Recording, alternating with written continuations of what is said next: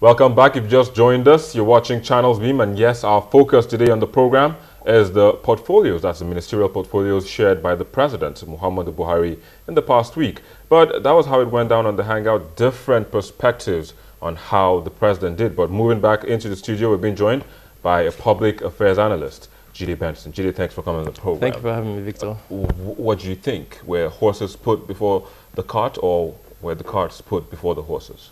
Yeah, well, no doubt there have been some surprise elements in it. Some of the people that we expected to be in certain positions are clearly not there. The buck stops at the table of Mr. President, so he knows what he wants to achieve. The change agenda of his party, he feels that these people are the best people to be able to achieve them in the positions that he has placed them.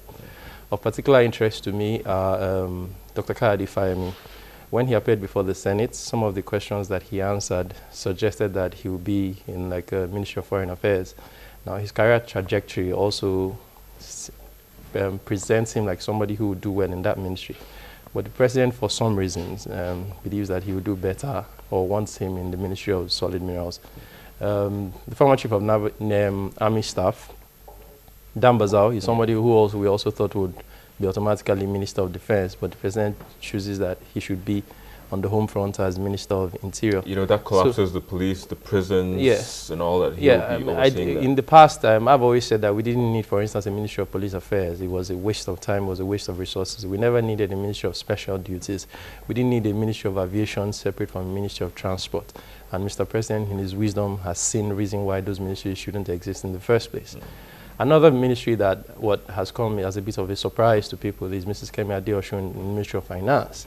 Some people have expressed concerns as to whether she has the maturity to be able to handle a ministry of such humongous size. But I would want to say that we should give her the benefit of the doubt. There are people who we give very little chance, and they've lived far above expectations.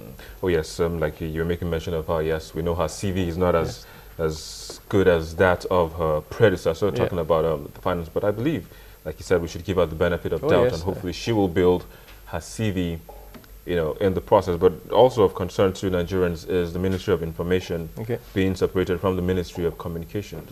How do you see that playing out? Yeah, well, even when we had the Ministry of Information and Communication together, there was always a Minister of State. So the main minister would concentrate on information, and it appeared that they had a gentleman agreement. So the Minister of State would concentrate on communication. At least that's what we observed during Dora Akinwule's time.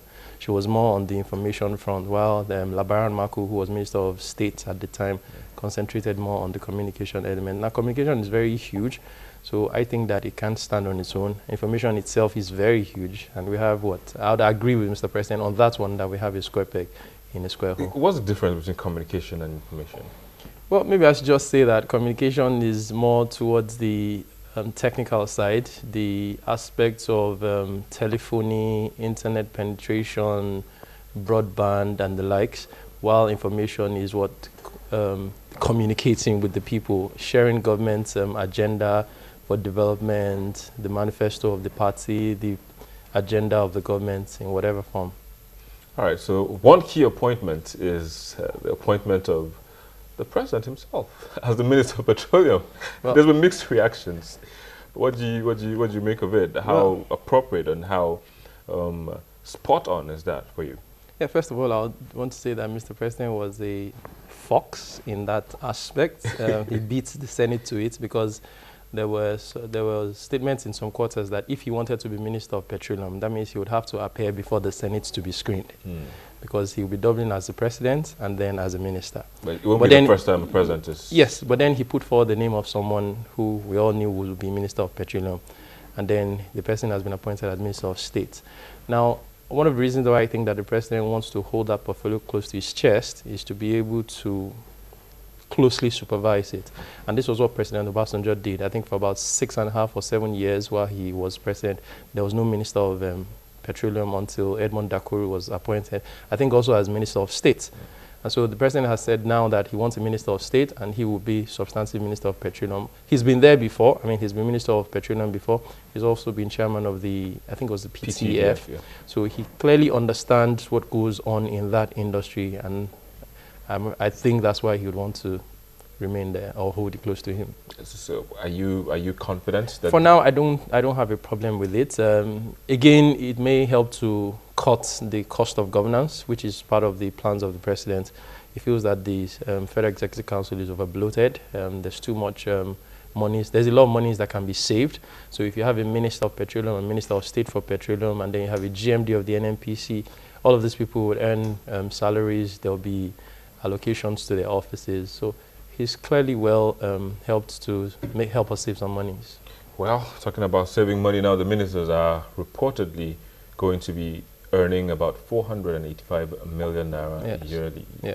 Do you think that's in 36 places, 37 places? Yeah, well, so until the Revenue Mobilization Allocation and Fiscal Commission reduces the remunerations due to public officials, that's the amount they will continue to earn. Mr. President has requested that the RMAFC reduces the allowances and remuneration of public officers. Until they do that, they will continue to earn this 485 million. And I don't doubt that the salaries will be reduced at some point. Now, the government has said in the past 5.5 months that they've been able to save a lot of monies. And I'm one of those who think that it was too early for the government to tell us that they're saving monies when you do not have a cabinet in place. Because if you do have a cabinet in place, all of these people will draw revenues from the coffers of the government. So all of those monies that have been saved in the past 5 months, going forward, they may not be able to save as much as that.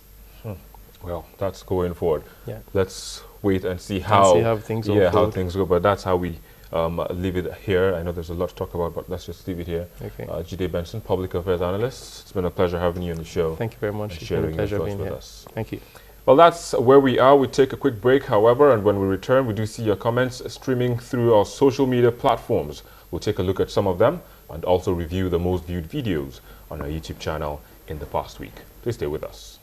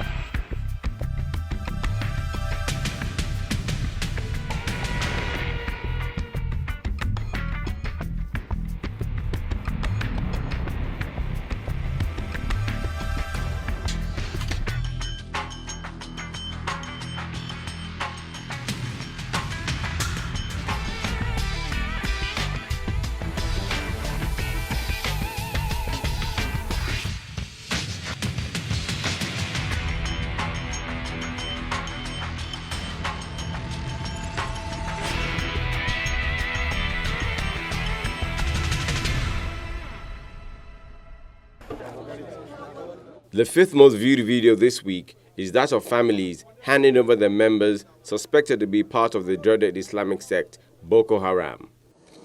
Final list of ministerial nominees. In fourth place is the Senate President Bukola Saraki, reeling out the names that completed the partial ministerial list sent to the upper legislative chamber.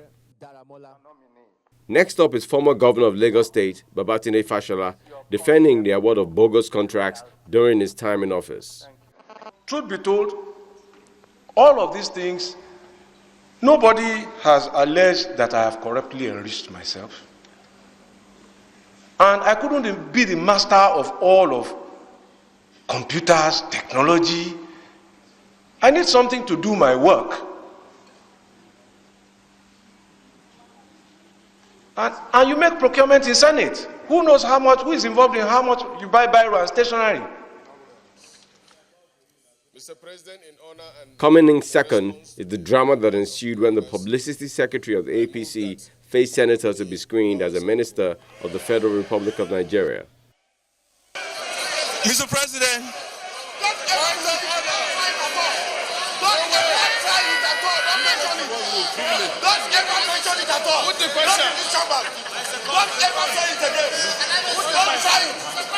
let me thank you, Senator Ashafa. And topping the charts this week is former Rivers State Governor Rotimi Amechi telling the Senate he has never taken a bribe in his lifetime.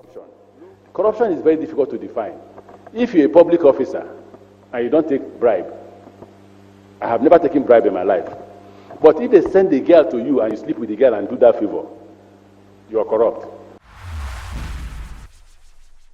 Well, there you go now. Those were the comments that you sent in, and also the videos that you watched the most in the past week.